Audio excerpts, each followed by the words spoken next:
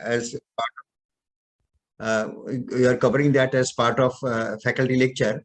So today I'll be just covering peripheral vascular disease with particular emphasis on endovascular procedures. This is from recent advanced surgery.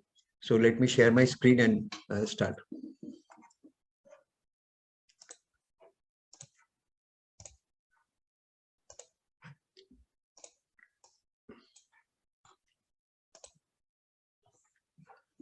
So I'll be discussing next 1 hour peripheral vascular disease, its epidemiology, risk factor, presentation, diagnosis, and particularly endovascular management of this condition. So peripheral vascular disease is a chronic occlusive arterial disease. It may involve both upper and lower limbs, but more commonly involve the lower limbs. In elderly population, the most common cause of such peripheral vascular disease in the lower limbs are atherosclerosis. The incidence is about 12 to 14% in general population. In patients who are elderly, more than 75 years, the incidence may be as high as 20%.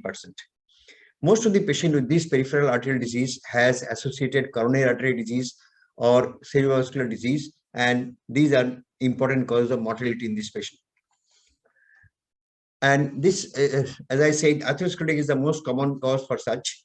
And this atheromatous plaque leads to partial or complete peripheral arterial occlusion. This leads to reduced blood flow and ischemia in the extremities. It can affect either of the limbs. Lower extremities are more common. The risk factors for peripheral arterial disease due to atherosclerosis. Age is one important factor. Age more than 50 years is risk factor. Diabetes, history of smoking, hyperlipidemia, hypertension, obesity, family history of peripheral arterial disease. Known atherosclerosis in another vascular body is a risk factor for peripheral arterial in the limbs, decreased kidney function, and in black people.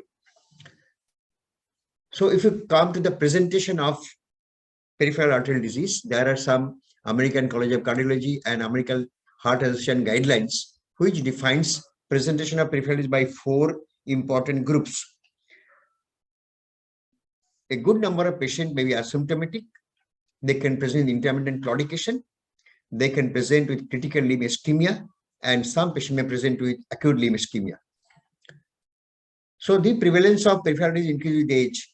Distribution between men and women is fairly similar. More than 50% of patients with peripheral arterial disease are asymptomatic.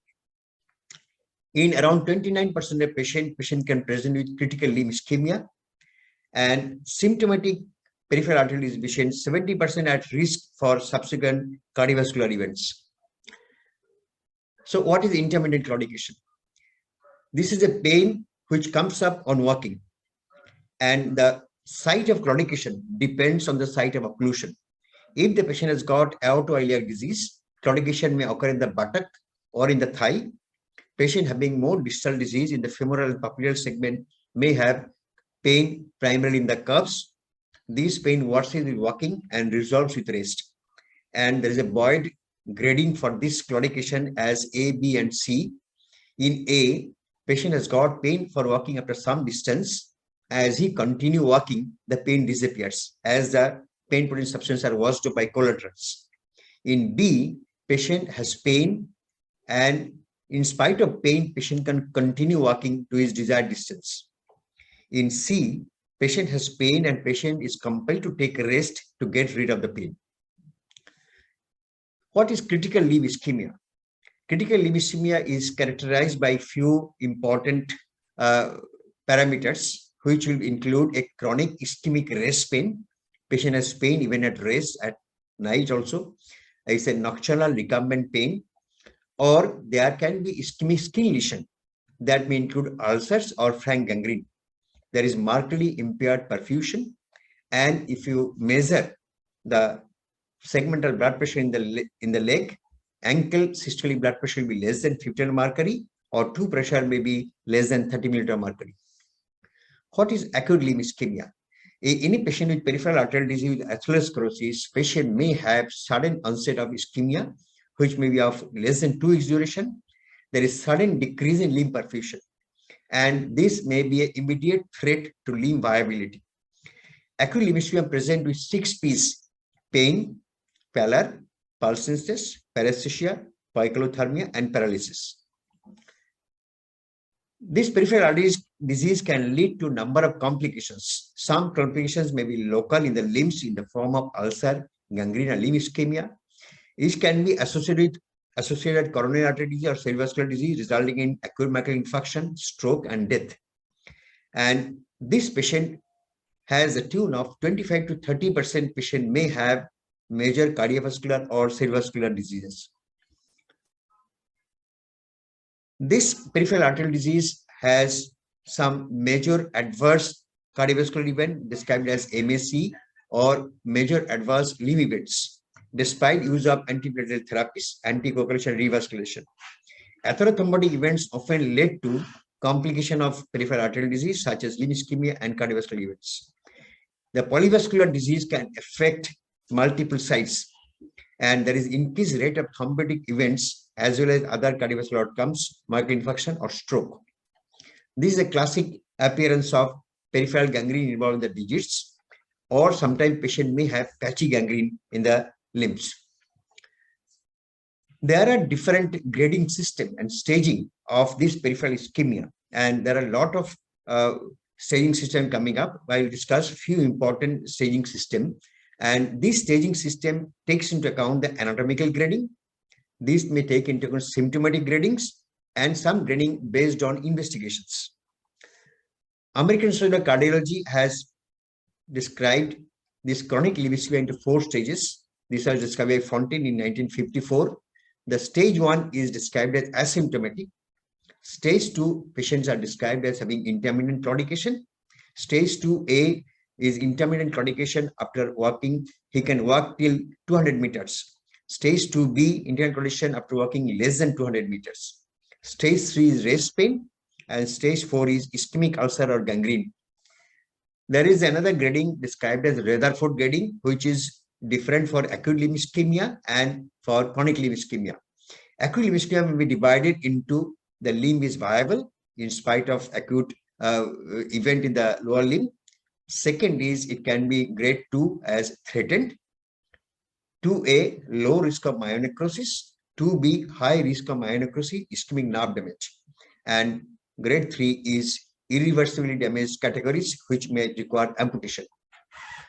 Rutherford grading for chronic limb ischemia, it can be graded based on number of objective parameters like ankle blood pressure and toe pressure, or it can be some clinical parameters. So it starts with grade 0 to grade 5, depending on whether the patient has got a significant hemodynamically significant occlusive disease. It can be mild to moderate or severe claudication, maybe ischemic rest pain, or there may be minor or major tissue loss.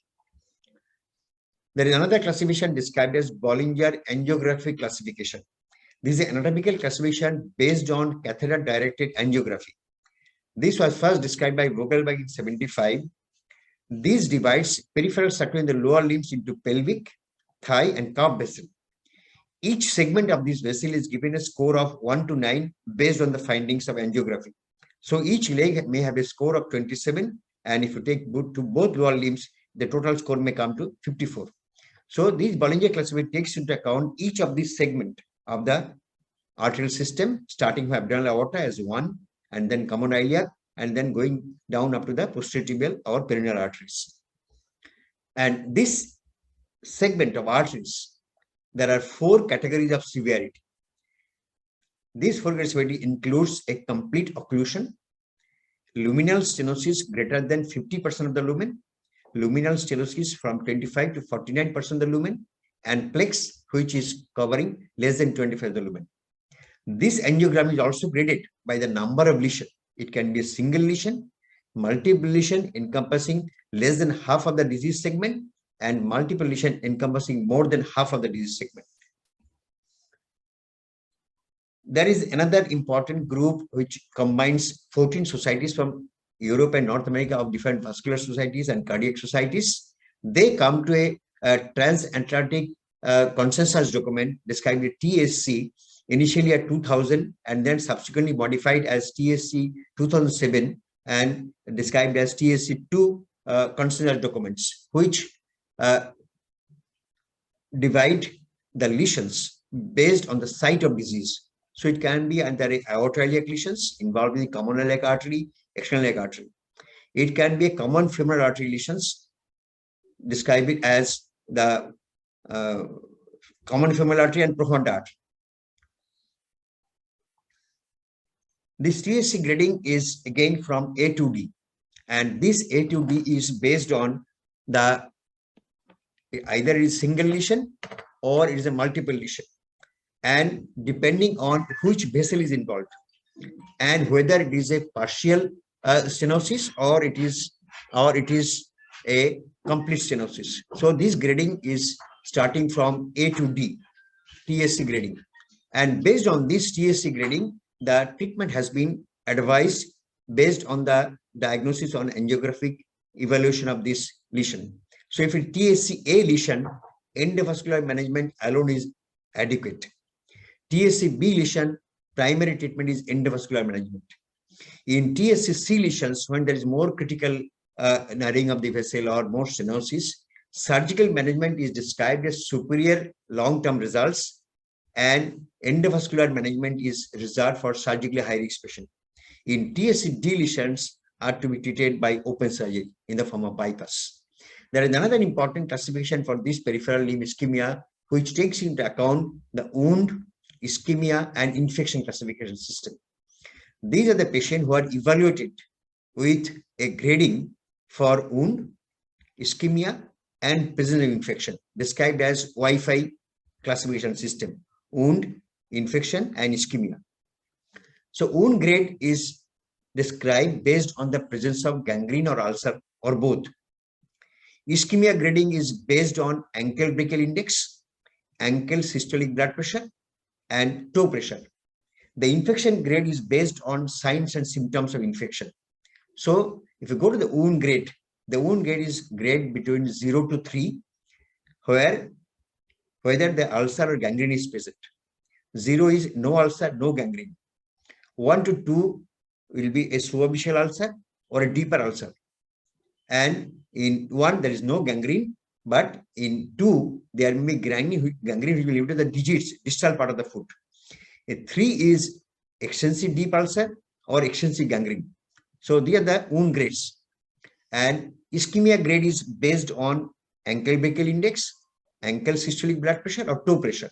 So this is again graded from 0 to 3 depending on the ankle brachial index. If it is less than 0.8, it is 0. Ankle systolic blood pressure more than 100 or toe pressure more than 60, second is 0. And 3 is when you have critical ischemia in the form of AVI being less than 0.3, ankle systolic blood pressure less than 50, and toe pressure less than 30. And infection grade is based on the symptoms and signs of infection. 0 is no symptom signs of infection. Grade 1 is there are infection, but there is just simple local swelling induration.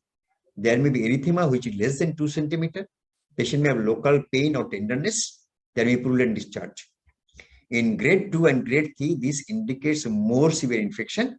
And grade 3 is infection where you have associated systemic inflammatory response syndrome in the form of temperature being more than 38 or less than 36 degree, respiratory rate more than 20 per minute, or PaCO2 less than 32.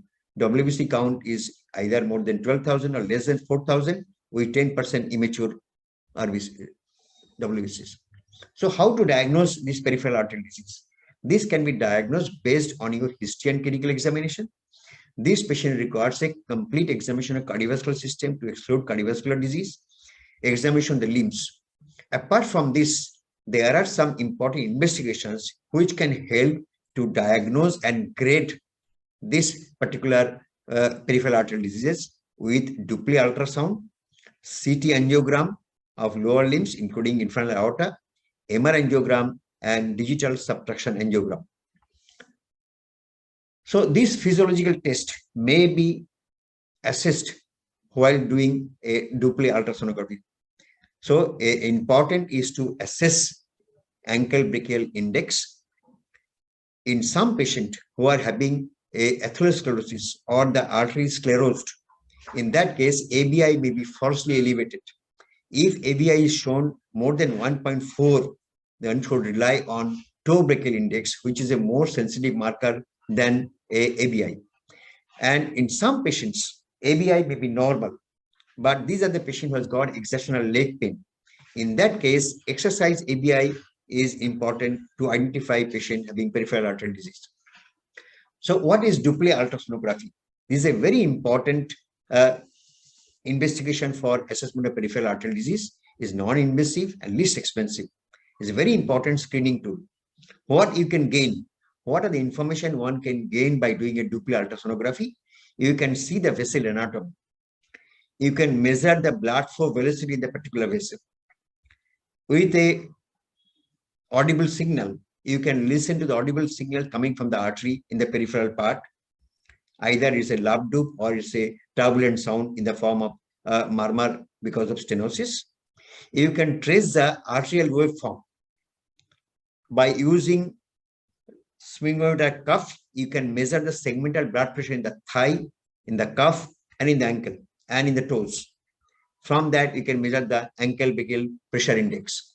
So this is a classic Doppler study where you can assess the vessel anatomy. You can measure the vessel dimension. You can measure any erythematous plaques in the artery. You can see by applying color coding that the red flow is seen in the arteries. And if you see the lower down, you can see the waveforms. This is a classic triphasic waveform which is found in a normal artery. Patient having a arterial stenosis, this waveform may change to biphasic and then monophasic, and in complete occlusion, there may be no pulse wave tracing. So this is a classic triphasic waveform found in Doppler study. And this is a arterial stenosis where there is some narrowing in the artery, and you can find that this waveform changes into the biphasic wave. And more severe stenosis in the more distal arteries, you can find the waveform may become monophasic. While doing Doppler study, we can measure the segmental blood pressure, apply a cuff in the thigh, listen with this Doppler probe over the popliteal artery to measure the thigh blood pressure. You can measure the ankle blood pressure by tying a cuff around the lower cuff and listening to the either anteriotibial or posterior artery with the Doppler probe. Or you can apply 3 cuffs at the same go and measure the segmental blood pressure in each of the segment of the leg, either in the thigh or in the cuff or in the ankle. And from this, we can calculate ankle brachial pressure index, or as I said, if this artery is sclerosed, we can go for toe brachial index. There are some limitations of this Doppler study because it's operator dependent. And if you have a lot of bowel gas, it interferes with imaging of the lower aorta and the iliacs in obesity. If the patient has got a lot of leg edema, patient has extensive ulceration, in vessel calcification, or patient having severe ischemic pain, it's difficult to do this Doppler study.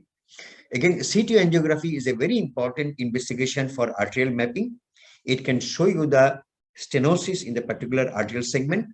It can help you to evaluate the arterial wall in the form of any atherectomy plaque or any thrombotic plaque on the arterial wall. It can demonstrate the aneurysm very clearly, and this plaques can be assessed with regard to its extent and the circumference and any associated thrombus. It can also show the intimal hyperplasia. If a stent has already been placed, it can diagnose any stent stenosis or any stent fracture.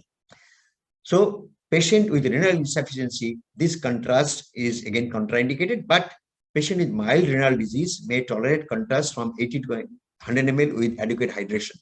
So this is a classic CT angiography, where you can find that if you see the lower leg, the distal part of the anteriotibial artery and the arteria dorsalis pedis is not visualized, suggesting there is a distal vessel disease. This is the classic appearance of a aortoiliac segment with atherectomatous plaque in the arterial wall. This is a occlusion of the right iliac artery. This is narrowing in the common femoral, superficial femoral artery. MR angiography is a step ahead of CT angiography, where you have no radiation, gadolinium contrast is less nephrotoxic, However, it is costly and more time is required for scanning. Patient who are claustrophobic has difficulty in having this investigation, and patient having metallic implants is unsuitable for this investigation.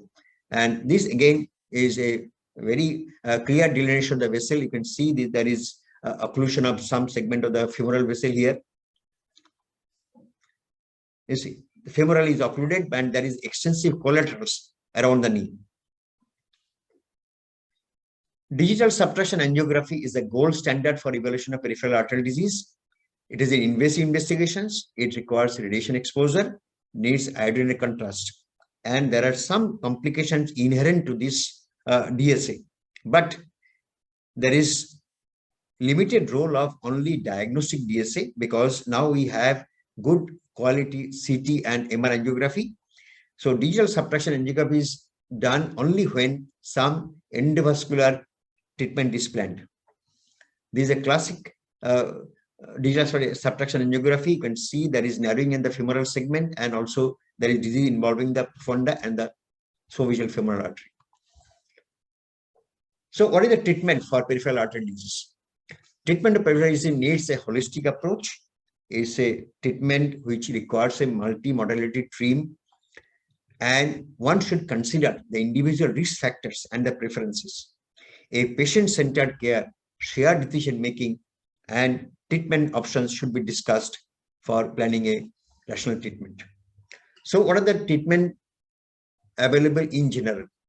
This includes lifestyle modification, some pharmacologic therapy, endovascular treatment, and surgical bypass grafting.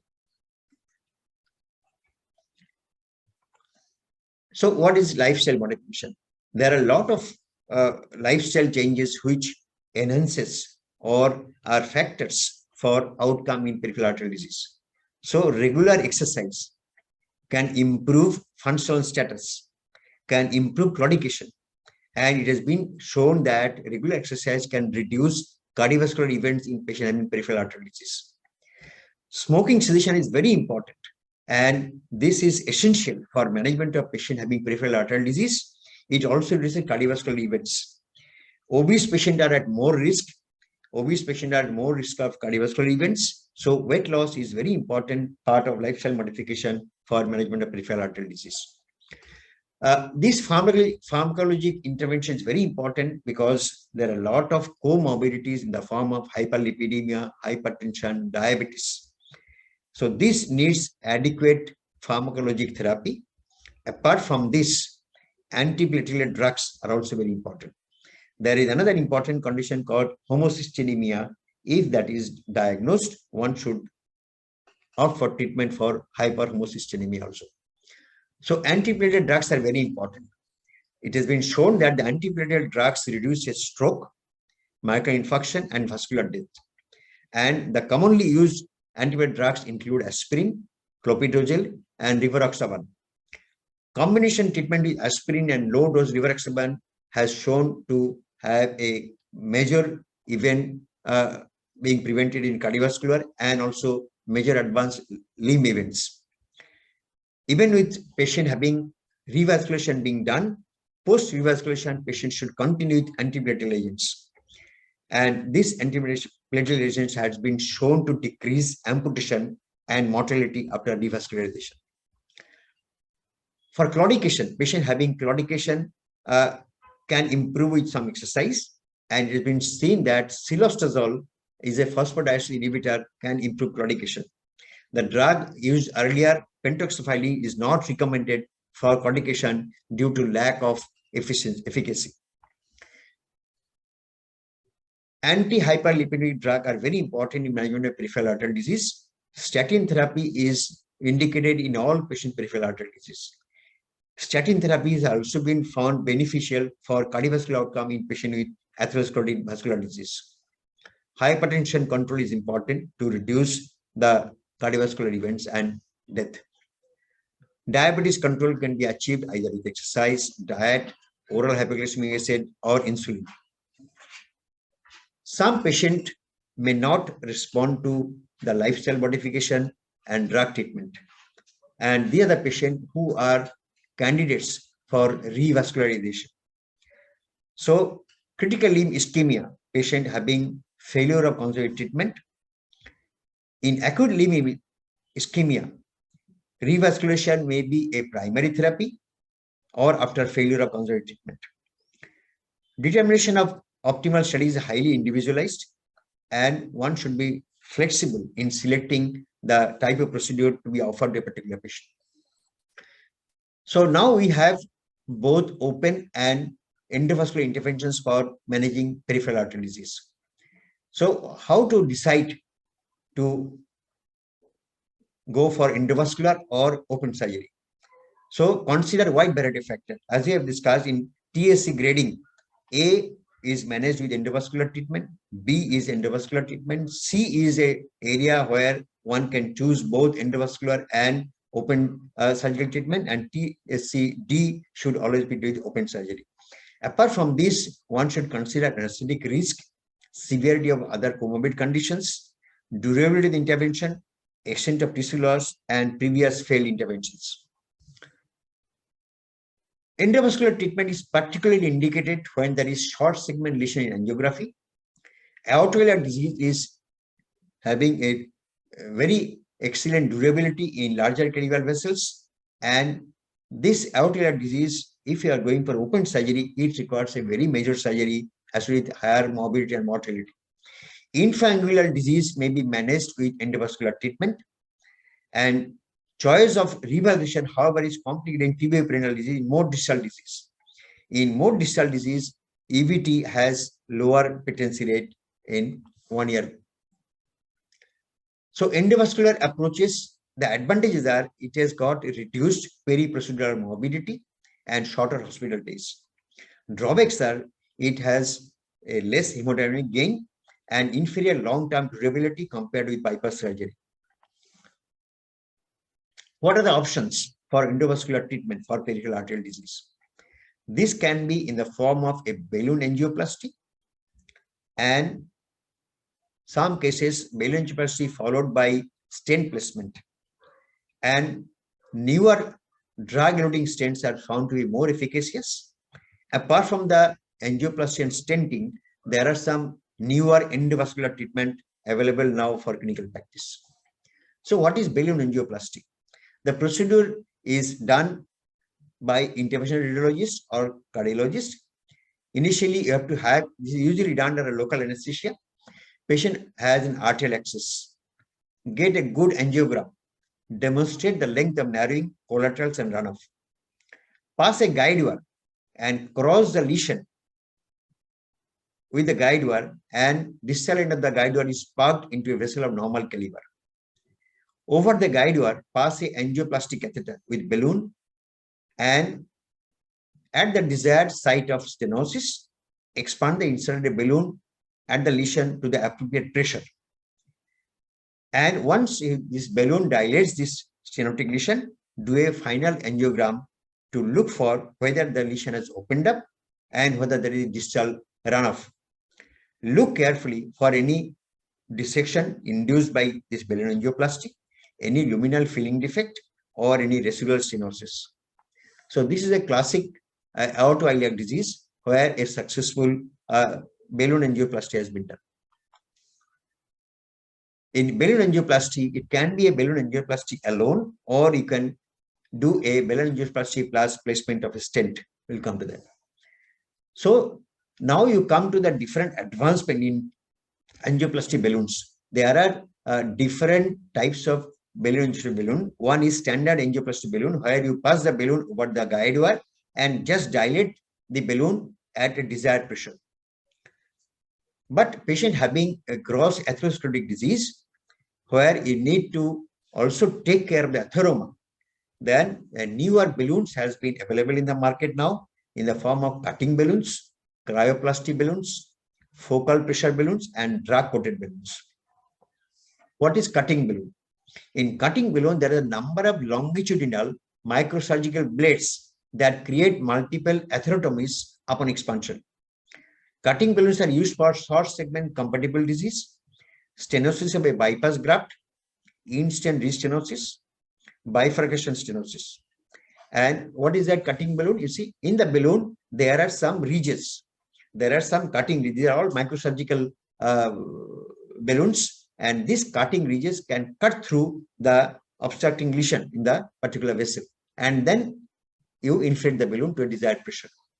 So cutting balloon angioplasty did not reduce recurrent in-stent stenosis. So this is under trial to assess the efficacy of cutting balloons. Cryoplastic balloons combines hypothermia and pressure. This combination induces an inflammatory response and dilate the plaque. The cryoplastic balloons are inflated with liquid nitrous oxide and thus entails in increased cost. Utility of cryoplastic balloon has not been established yet. This is a cryoplastic balloon where the balloon is filled up with liquid nitrous oxide, which causes a local hypothermia, inducing inflammatory response and also the desired balloon pressure. Drug-coated balloons are evolved from the drug-eluting stents. These drug-coated balloons, once these drug-coated balloons are placed, most of the important drug being used here is paclitaxel and sirolimus. Initially, a standard PTA is performed, and then the drug-coated balloon is inserted, and this deployment drug-coated balloon can be more efficacious than the balloon which is standard balloon, but this drug-coated balloon has been shown to have better revascularization, but there is a meta-analysis which demonstrates increased long-term mortality in the paclitaxel-coated balloon group. So this is not being used routinely. This needs further study. This is a typical drug-coated balloon. After doing a standard dilatation, you pass the drug-coated balloon and let this drug-coated balloon be in the site of stenosis for some duration. There is another balloon which is described as chocolate angioplasty balloon. It is a newer angioplasty balloon which is engineered to disseminate the force on the vessel wall with less overall trauma. This balloon has got a nitinol scaffold that reduces the overall balloon into sub-segments, and this provides increased surface area of the balloon. There is low rate of complication. This is a typical nitinol scaffold balloon where the balloon is being divided into sub-segments.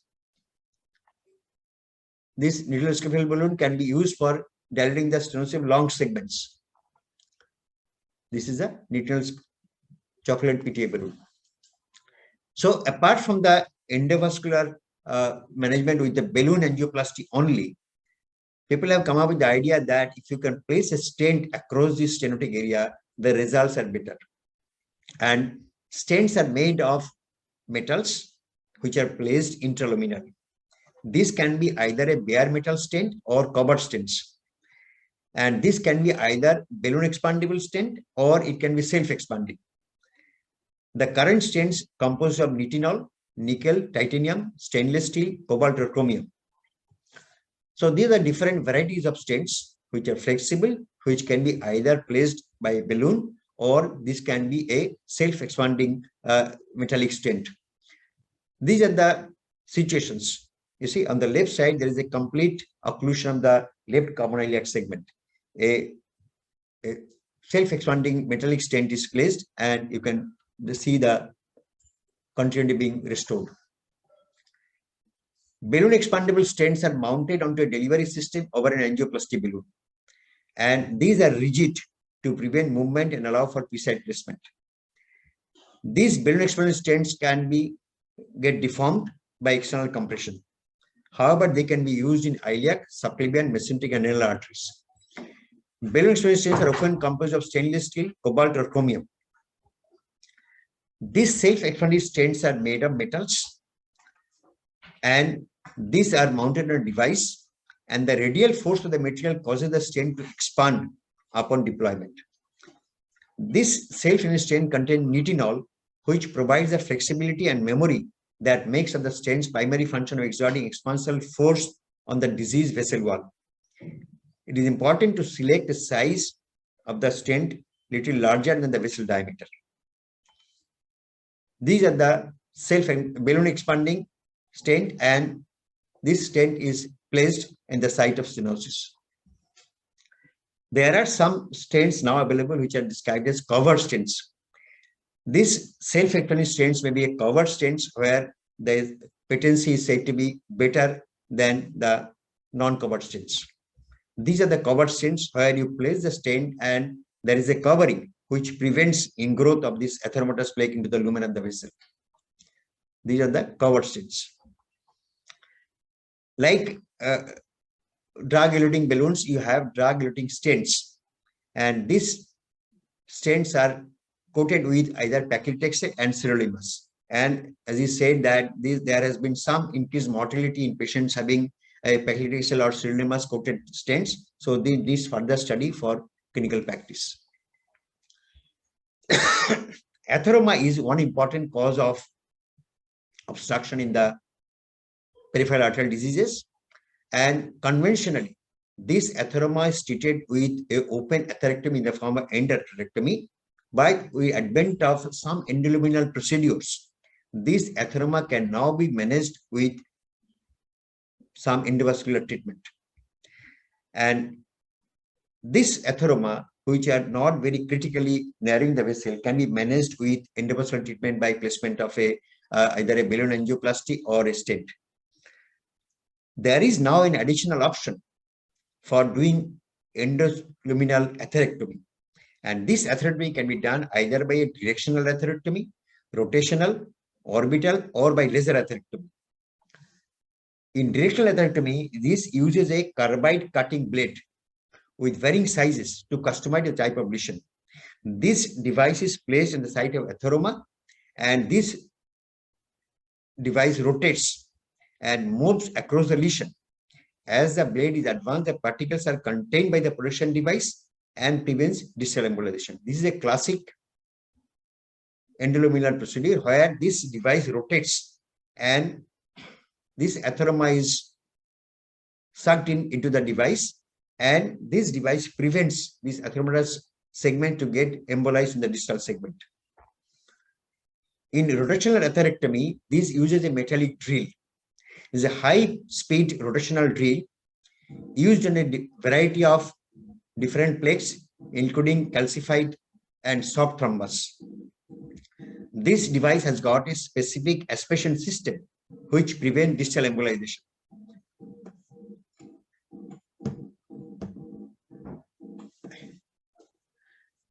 And these fragments are of very fine, under 5 microns, and does not cause distal embolization.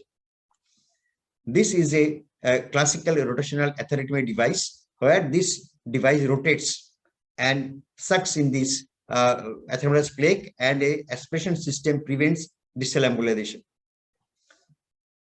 This is another device which is described as orbital atherectomy. This is an abrasive diamond-coated crown that rotates to grind the debris down to particles small enough to not to cause problematic distal embolization. This is a orbital atherectomy where it rotates and takes the care of atheromatous plaque. This is a newer armamentarium which is described as laser atherectomy, where a highly focused light is used to ablate the lesion by direct contact with minimal surrounding thermal damage. This technique with PTA demonstrated superiority over a standard PTA, and atherectomy can be done widely with this device. And there are a large number of trials where this laser atherectomy is being used, but further study is required to assess its efficacy. This is a laser device, and this is a endovascular catheter which can be inserted in the vessel. You see, this vessel, this device delivers the laser light into the atheromatous plaque. There is another technology which is described as lithoplasty. This new technology is currently under investigation, which is described as shockwave lithoplasty system. This is a concept which is used in renal calculi. This is a catheter-guided balloon which produces powerful acoustic shock waves to disrupt the plaque while reducing vessel wall injury. This technology is being studied in Disrupt PAD3 clinical trial. This is a system where it can deliver sound into the atheromatous plaque and break the atheromatous plaque by using extracorporeal shock wave lithoplasty. This is the device where you place this device in the site of atheromatous area and pass sound waves. Then apart from this endovascular procedure, there are a large group of patients where the most of type D lesions who may need surgical bypass graft. I'm not going details on surgical bypass graft, but there are some important points to be considered. Surgical therapy is a cornerstone of management for advanced peripheral artery disease. It provides versatile and durable solutions.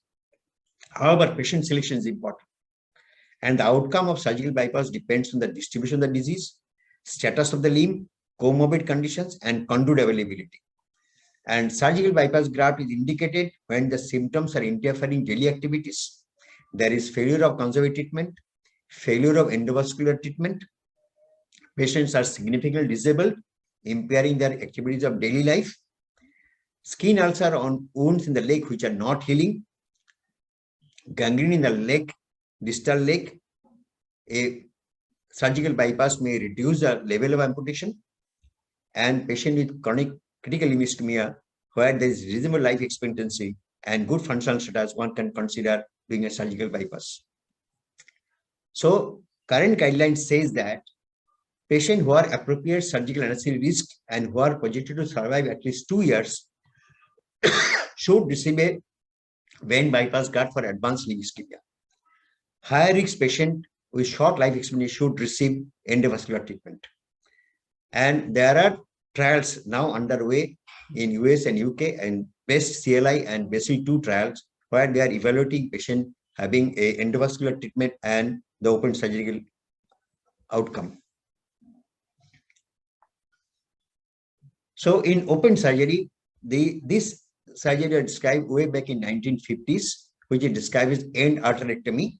This is an open technique where you open the vessel, do arteriotomy, incise the atheroma, and remove the atheroma along with the intima and part of the media.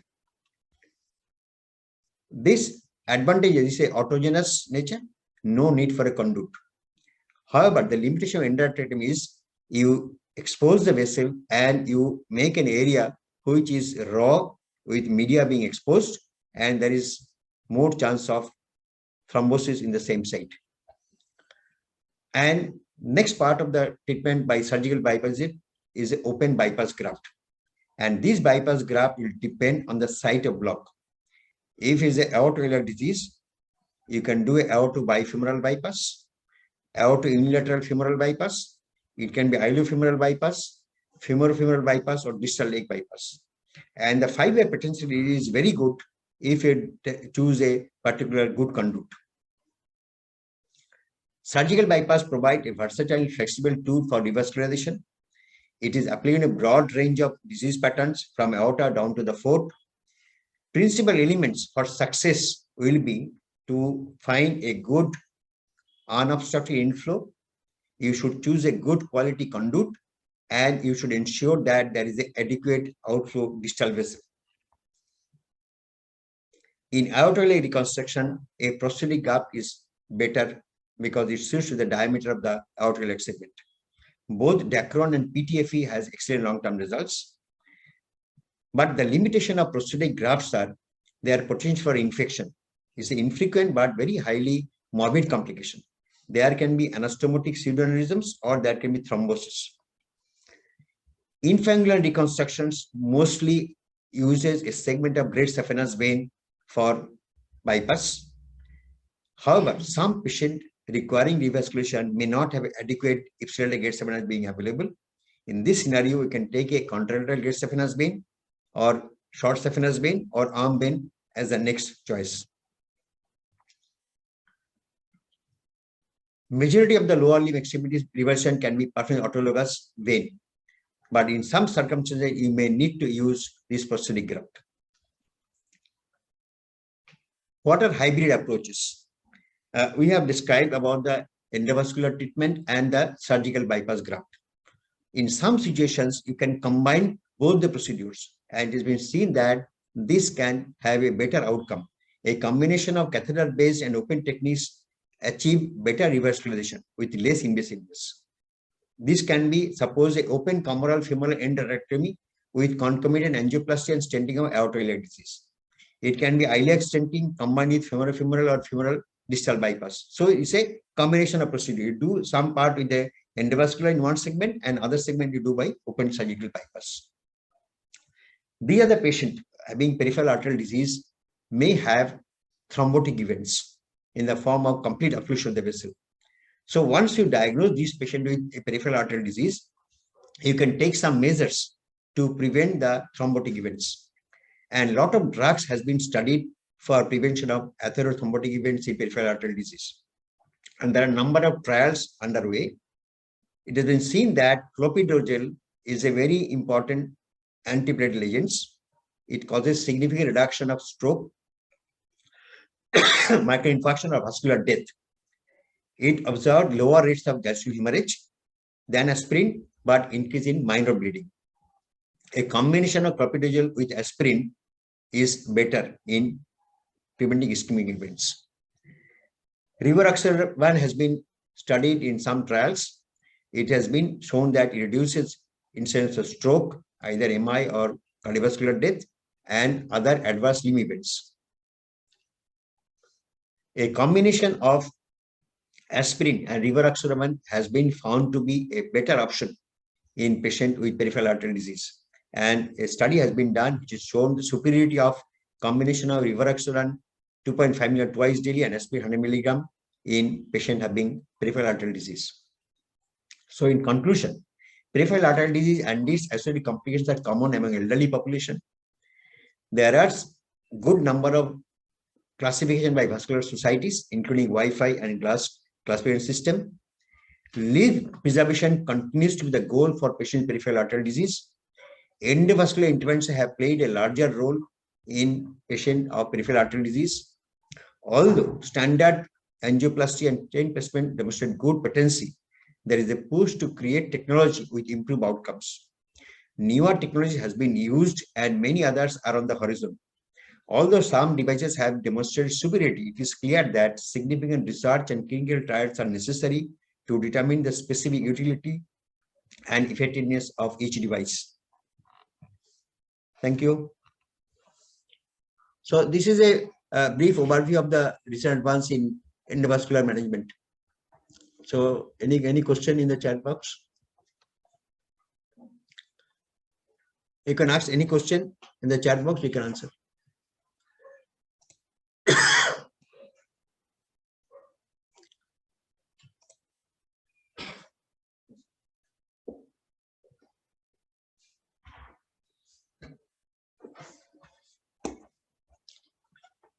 Okay, control.